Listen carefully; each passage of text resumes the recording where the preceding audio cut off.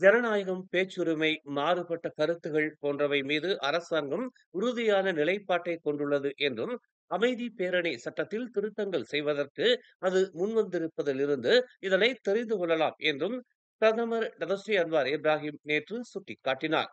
அந்த சட்ட திருத்தங்கள் மக்களவையின் அடுத்த கூட்டத்தில் சமர்ப்பிக்கப்படும் என்று அவர் தெரிவித்தார்.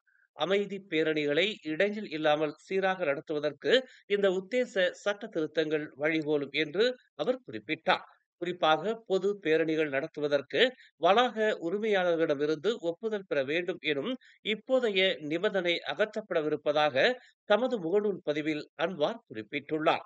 பேரணி நடத்துவதற்கு வெறும் 5 நாட்கள் இருக்கும் போது கூட அது பற்றி ஏற்பாட்டாளர்கள் போலீசாரிடம் தகவல் தெரிவித்தால் போதுமானது என்றும் அவர் குறிப்பிட்டார். பாதுகாப்புக்கு மிரட்டல் ஏற்படும் கூட்டங்களை தவிர்த்து இதர எல்லா வகையிலான பேரணிகளையும் இடையூறு இன்றி நடத்துவதற்கு சட்ட திருத்தங்கள் அனுமதிக்கின்றன என்று அவர் கூறினார். காசா பிரதேசத்தை ஆக்கிரமித்து அங்குள்ள பாலஸ்தீனர்களை வலுக்கட்டாயமாக வெளியேற்றும் அமெரிக்க அதிபர் டொனால்டு டிரம்பின் பரிந்துரைக்கு எதிர்ப்பு தெரிவித்து கோலாலம்பூரில் உள்ள அமெரிக்க தூதரகத்தின் வெளியே நேற்று சுமார் 50 பேர் அமைதி ஆர்ப்பாட்டம் நடத்தினர். மெனாரா தாபோங் ஹாச்சி கட்டடத்திற்கு முன்புறம் கூடிய பல இனங்களைச் சேர்ந்த ஆர்ப்பாட்டக்காரர்கள் ஜலான் துன் ரசாக்கில் அமைந்துள்ள அமெரிக்க தூதரகத்தை நோக்கி ஊர்வலமாக சென்றனர். பாலஸ்தீன கொடிகளையும் காசா விற்பனைக்கு அல்ல எனும் பதாகைகளையும் அவர்கள் ஏந்தி இருந்தனர்.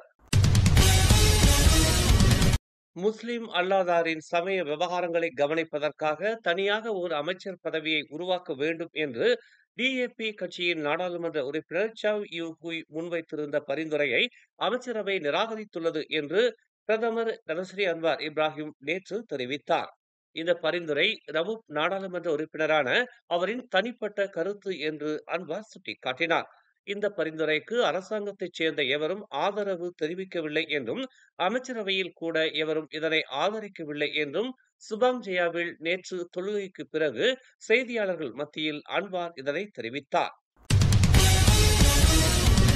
சொஸ்மா எனப்படும் 2012ஆம் ஆண்டு சிறப்பு குற்றங்கள் சிறப்பு நடவடிக்கைகள் சட்டத்தை மறு ஆய்வு செய்யும்படி பிரதமர் டதஸ்ரீ அன்வார் இப்ராஹிம் கோரிக்கை விடுத்துள்ளதாக அரசாங்க பேச்சாளர் ஃபமி ஃபாஜில் நேற்று தெரிவித்தார்.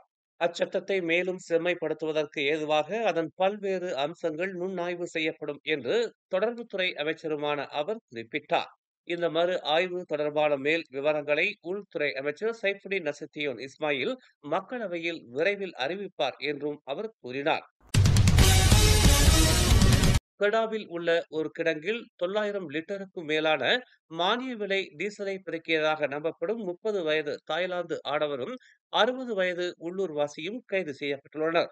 சம்பந்தப்பட்ட கிடங்கிலிருந்து லாரியில் உள்ள பீப்பாய்களில் டீசலை நிரப்பும் போது அவர்கள் கைது செய்யப்பட்டதாக கெடா மாநில உள்நாட்டு வாழ்க்கை செலவின துறை இயக்குனர் முகமது நிசாம் ஜமாலுடீன் தெரிவித்தார். சம்பந்தப்பட்ட கிடங்கின் உரிமையாளர் என நம்பப்படும் 60 வயது உள்ளூர் ஆடவர் மானிய விலையிலான டீசலில் கலவைகளை கலந்து அதனை தாய்லாந்துக்கு சட்ட விரோதமாக ஏற்றுமதி செய்து வருவதாகவும், அவருக்கு உதவியாளராக தாய்லாந்து ஆடவர் லாரியை கொண்டு வந்ததாகவும் முதற்கட்ட விசாரணையில் தெரிய வந்துள்ளது. பறிமுதல் செய்யப்பட்ட டீசலுடன் 30,000 வெள்ளி மதிப்பிலான பொருட்களும் பறிமுதல் செய்யப்பட்டதாக அவர் கூறினார். அம்பாங்கில் உள்ள தமான் ஸ்ரீ கயங்கான் அடுக்குமாடி குடியிருப்பில் உள்ள ஒரு வீட்டில் ஏற்பட்ட தீ விபத்தில் வீட்டில் இருந்த 2 காயங்களுடன் மீட்கப்பட்டதாக ஸ்லாங்கூர் மாநில தீயணைப்புத்துறை உதவி இயக்குனர் அமாட் முக்லிஸ் முக்தார் தெரிவித்தார். நேற்று நண்பகல் 12:30 மணி அளவில் தீ விபத்து குறித்தான அவசர அழைப்பு கிடைத்ததாக அவர் கூறினார்.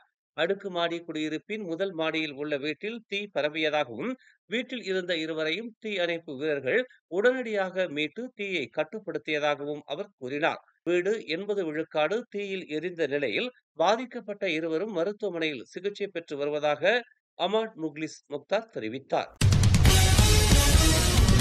மேலும் செய்திகளை தெரிந்து கொள்ள தமிழ் மலர் நாளிதழை பாருங்கள். உடனுக்குடன் செய்திகளை தெரிந்து கொள்ள தமிழ் மலர் இணையதளம், தமிழ் மலர் செயலி மற்றும் மலர் டிவி யூடியூப் சேனலை வலம் வாருங்கள். எங்களோடு இணைந்திருக்க மலர் டிவியை பதிவு செய்து கொள்ளுங்கள்.